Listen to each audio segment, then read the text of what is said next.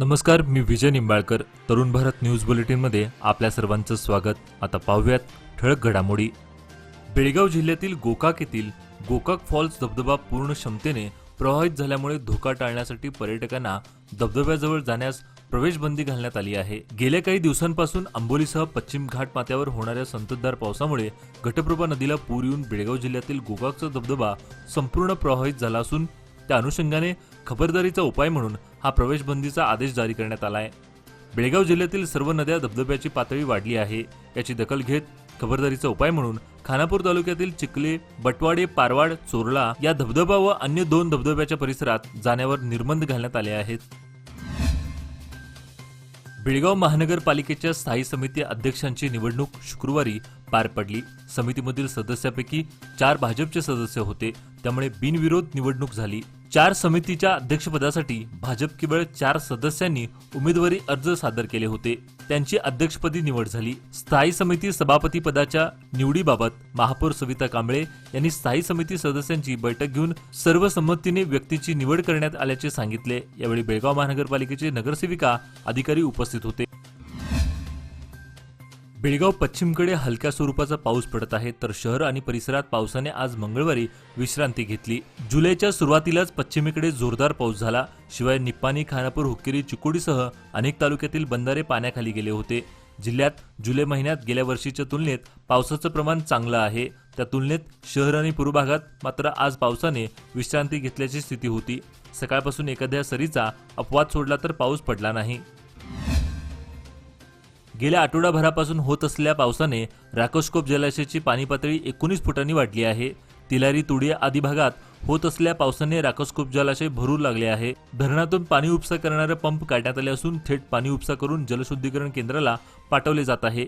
1 जुलैला ही पाण्याची एकूण पातळी 2452 फूट होती, तर आज मंगळवारी ही पातळी 2465 फूट अशी वाढली आहे. जलाशय फुल होण्यासाठी 2478 फूट पाणी लागतंय. आता आगामी दिवसात आणखी पाऊस झाल्यास ही पाणी पातळी वाढणार आहे. पुढील 2 दिवस असाच पाऊस पडल्यास धरण भरणार आहे. सध्या सोशल मीडियावर चोरला घाटातील एक व्हिडिओ व्हायरल होत आहे. चोरला घाटात वर्षा पर्यटनाला भर आला असून मद्यपेंच्या उपद्रवामुळे प्रवाशांना मनस्ताप सहन करावा लागत आहे. मद्यधुंद तरुणाने धोधो पावसात रस्त्याच्या मधोमध डान्स केल्याने ये-जा करणाऱ्या वाहनांना अडथळा निर्माण झाला. हा डान्स सोशल मीडियावर व्हायरल झाल्यामुळे या प्रकाराबद्दल तीव्र संताप व्यक्त होत आहे. हा तरुण स्वतःचा जीव धोक्यात घालून रस्त्यावर लोटांगणा घालत, विशेष म्हणजे त्याचे मित्र या प्रकारचं मोबाईलवर व्हिडिओ चित्रण करत त्याला प्रतिसाद देत असल्याचं चित्र पाहायला मिळत आहे. पोलिसांनी यांच्यावर कठोर कारवाई करावी अशी मागणी प्रवाशांनी केली.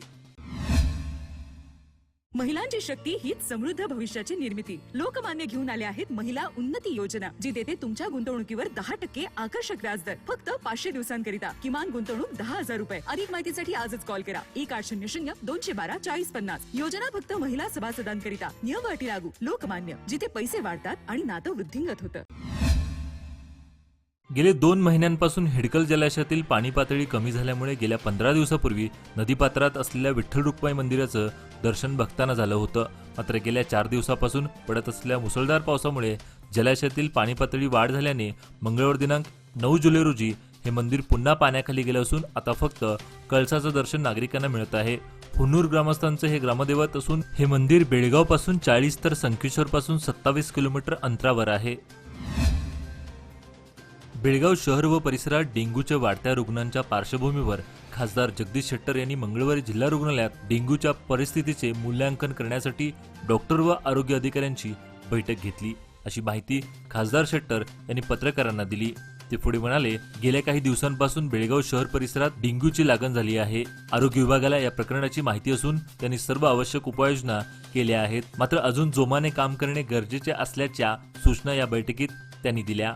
डेंग्यूच्या प्रभावाशी संबंधित सर्व पैलूचा आढावा घेण्यासाठी आरोग्य अधिकाऱ्यांना महत्त्वाच्या सूचना देऊन कार्य करण्याचे सांगितले असल्याची माहिती त्यांनी दिली.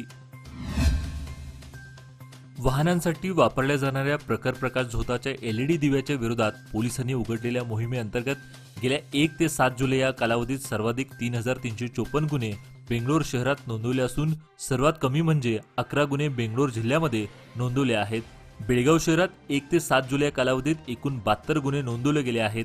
हेल्मेट सक्ती, नंबर प्लेट बरोबरच आता कर्नाटक पोलीस प्रशासनाने वाहनांच्या प्रखर प्रकाश झोताच्या LED हेडलाईटच्या विरोधात मोहीम उघडली असून या संदर्भात जुलैच्या पहिल्या आठवड्यात राज्यभरात 8,244 वाहन चालकांवर गुन्हा नोंदवण्यात आला आहे.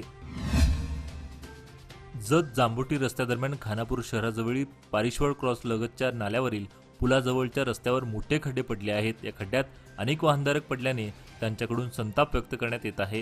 या ठिकाणच्या रस्त्यावर पडलेले खड्डे मोठमोठे आहेत. पावसामुळे या खड्ड्यातून पाणी भरलं असून पारिश्वळ गरलगुंजी भागातून खानापूरला वेगवान येणाऱ्या वाहनधारकांना खड्ड्याच्या खोलीचा अंदाज येत नसल्याने वाहनधारक खड्ड्यात पडून अपघात होत आहे. वाहनांची मोडतोड होत असल्यामुळे आर्थिक संकट पुढे राहत आहे. त्यामुळे संबंधित अधिकाऱ्यांनी तातडीने याकडे लक्ष देऊन हा रस्ता करावा अशी मागणी नागरिक करत आहेत. सध्या कोगनोळी आणि परिसरात पावसाने ओढ दिली आहे. त्यामुळे मेघराजाच्या आराधनेसाठी कोगनोळी तालुका निफाणी येथे 9 जुलै रोजी गावातील नागरिकांनी आपापली दुकाने व सर्व व्यवहार बंद ठेवून पहिला पाळक कडकडीत पाळण्यात आला. आजपासून पुढील 5 मंगळवार पाळक पाळण्यात येणार आहे. ग्रामीण भागातील परंपरा आजही कोगनोळी गावाने अखंडित सुरू ठेवली असून आज पाळकानिमित्त ग्रामदेवत श्री अंबिका देवीसह सर्व देवतांना जलाभिषेक करण्यात आला.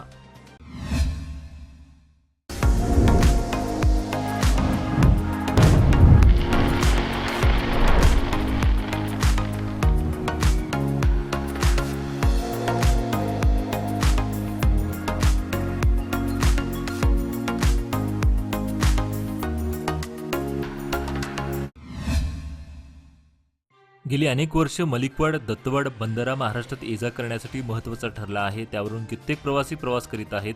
सध्या दूधगंगा बंधाऱ्याची उंची कमी झाल्याने व बंधाऱ्याची स्थिती खराब झाली आहे. त्याची दुरुस्ती व उंची वाढवण्यासाठी 2,50,00,000 रुपये खर्च करण्यात येणार असल्याची माहिती विधान परिषद सदस्य प्रकाश हुक्केरी यांनी दिली. ते मलिकवाड दूधगंगा बंधारा पाण्याखाली गेल्याने पाहणी प्रसंगी बोलत होते.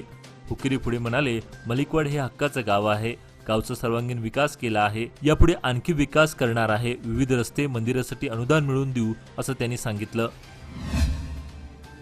चिकोडी तालुक्यातील पावसाची स्थिती जेमतेम असली तरी पाणलोट क्षेत्रात होत असलेल्या अधिक पावसामुळे चिकोडी तालुक्यातील मलिकवाड दत्तवाड दरम्यानच्या दूधगंगा नदीवरील बंधाऱ्यावर यंदा प्रथम पाणी आल्याने वाहतूक ठप्प झाली आहे.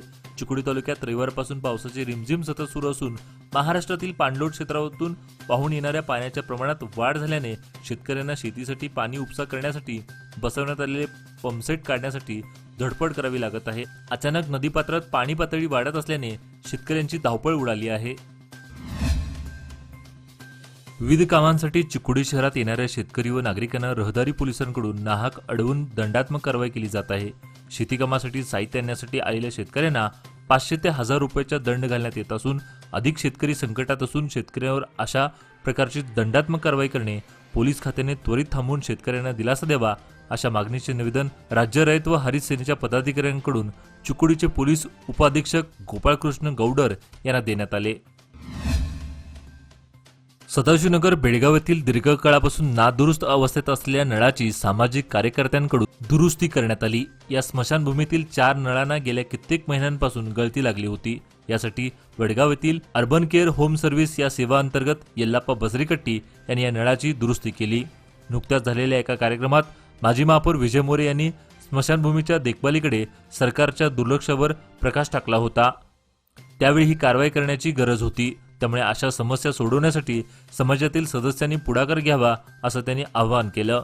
यावेळी विजय मोरे यांच्या आवाहनाला प्रतिसाद देत यल्लाप्पा बसरीकट्टी यांच्यासह गंगाधर पाटील व इतर सहकाऱ्यांनी या दुरुस्तीचे काम हाती घेतलं. यावेळी सामाजिक कार्यकर्ते ॲलन मोरे यांनी त्यांच्या कार्याबद्दल कौतुक करून आभार मानले. आजचे बातमीपत्र इथेच संपले. अधिक माहिती व ताज्या घडामोडीसाठी पाहत राहा तरुण भारत न्यूज चॅनल. तसेच आमच्या चॅनलला लाईक, शेअर आणि सबस्क्राईब करायला विसरू नका. आणि विश्वासार्ह बातम्या पाहण्यासाठी दररोज वाचा दैनिक तरुण भारत. धन्यवाद.